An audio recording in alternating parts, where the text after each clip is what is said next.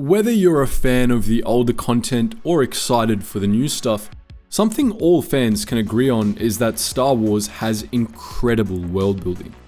Disregarding how many times we still manage to end up on Tatooine, the sheer number and variety of different planets in the galaxy makes the universe feel more real. From overgrown volcanic worlds like Belsavis to frozen balls of ice like Ilum, there's truly something for everyone out there. One of our personal favourite kinds of planet are the ocean worlds like Kamino or Manaan. There's something truly alien about a world covered in water, and much like with our own oceans, there's just no telling what might be lurking beneath the waves. In this video, we'll be talking about one such planet, Glee Anselm, a world with two very different species, some of which made very questionable life choices.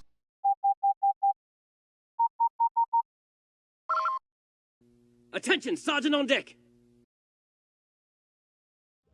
Located in the Jalor sector of the Mid-Rim, Glee Anselm was an ocean world with almost no land masses. Once upon a time, the planet had had continents of its own, but they had all sunk to the ocean floor over 4,000 years ago. The few bits of dry land that were left took the shape of small islands covered in various biomes, from beachy jungles to mountains to grasslands. The planet experienced fairly intense weather changes, with storms that often reached cyclonic proportions. Despite that, it was still considered beautiful enough for companies like Star Tours to host tours across it. The ocean itself was deep and dark, but civilization didn't stop just because light did. You see, the planet was home to two native sentient species, the Nautilans and the Anselmi, who were at odds with one another. The Nautilans, on the one hand, inhabited the planet's oceans deep within the aphotic zone. The Anselmi, on the other hand, built their civilization atop the world's landmasses. Despite how close they lived and developed with one another, the two cultures couldn't be more different. On the one hand, the Anselmi were a blue-skinned humanoid species with four-fingered hands and three-toed feet.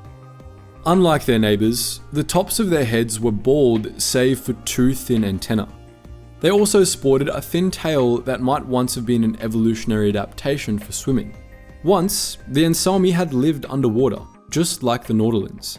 However, due to their warlike nature, they found coexistence with their neighbours impossible. The Anselmi had a bad habit of raiding them, stealing resources that the Nautilans were happy to share anyway. Tensions kept rising, so gradually the Anselmi moved to the land, hoping to avoid open war with the Nautilans. Over time, they lost their ability to breathe underwater until they were exclusively land dwellers. Even after leaving the ocean behind them, they approached life with the same greedy, can-do attitude. When life gave them ocean, they said nah and built dams to drive back the waters and create more land for their use.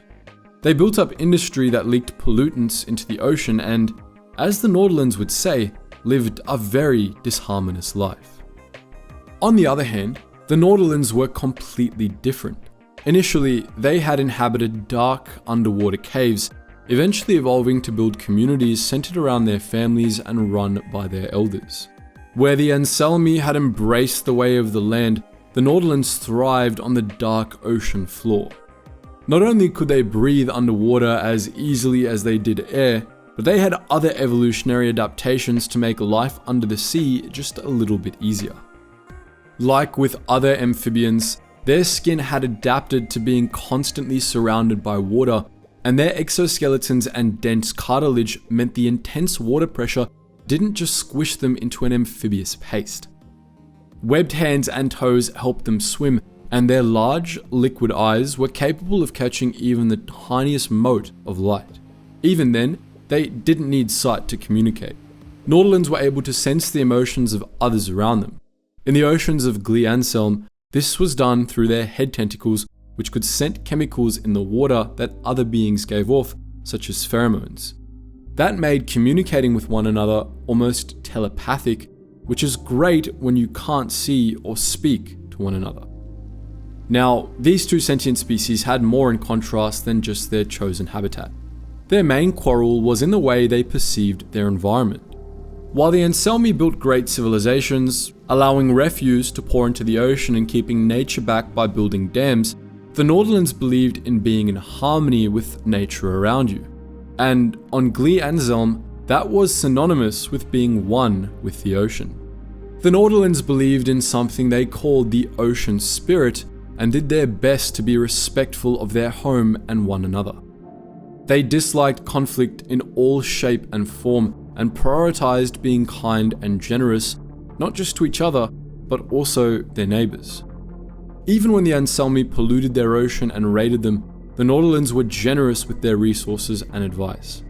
They cautioned the Anselmi that the way they were living went against the will of the ocean spirit, which would only lead to disaster. The Anselmi didn't heed their warning, but perhaps they should have. Around 4,000 years before the fall of the Republic, a great storm hit the Anselmi Empire, resulting in the vast majority of their land sinking beneath the waves. To the Nautilans, this was divine justice, but to the Anselmi, this spelled disaster for their people. As you might expect from the whole landmasses sinking to the ocean floor bit, the Anselmi took a rather hard hit. Their civilization almost broke overnight. Where they had once vast swaths of land to live off, now their population was left with very little. The cyclone-level weather patterns we mentioned earlier certainly didn't help them stabilize after the catastrophe, and as time passed, the competition for food and resources drove them back toward a more primitive society. This created a noticeable disparity between the two populations. As the Anselmi diminished, the Nautilans' population only grew until they represented most of the planet's population. Naturally, this bred resentment from the Anselmi's side, but surprisingly, this resentment didn't explode into conflict as it had on other planets. When the Clone Wars broke out in 22 BBY, both peoples of Glee Anselm were staunchly on the side of the Republic. In fact, at this time, the ocean world was represented in the Galactic Senate by a male Anselmi named Darsana. The world was so loyalist that, with the outbreak of war, Darsana was appointed to the Loyalist Committee. This committee was put together by Chancellor Palpatine himself, and of the thousands of worlds that made up the Galactic Republic, only 10 were selected to be on the committee. Among other worlds like Alderaan and Naboo, who had an obvious place at the heart of Republic politics, the humble Glee Anselm found its place. Palpatine created the committee in an effort to root out separatist sympathizers present in the Senate and promote loyalty to the Republic. But many saw it as a shadow government Palpatine was using to avoid passing legislation such as the Military Creation Act. That said, as the Clone Wars progressed, the members of the committee took more and more issue with Palpatine's reformations, suggesting perhaps that Palpatine had really created the body to keep a closer eye on his enemies. Sadly, we can say for sure that, despite Glee Anselm's loyalty to the Republic, the planet proved it wasn't loyal to the Republic's ideals, but to the general concept of a centralized power. After the declaration of a new order, Glee Anselm transitioned smoothly into being fiercely loyal to the Galactic Empire. In the end, what it proved was that being fiercely loyal to something isn't necessarily a good thing. If one's loyalty is easily transferred over to something or someone else that represents the polar opposite of what you had once believed in, then it was never really loyalty to begin with. But what do you think? Are we being too harsh on the people of Glee Anselm, or are they traitors to the Republic and its ideals in their own way? What do you think Kit Fisto would have thought of his homeworld's political choices after Order 66, had he survived? Feel free to share your thoughts in the comments section below, and as always guys, thank you so much for watching, and I hope to see you in the next video.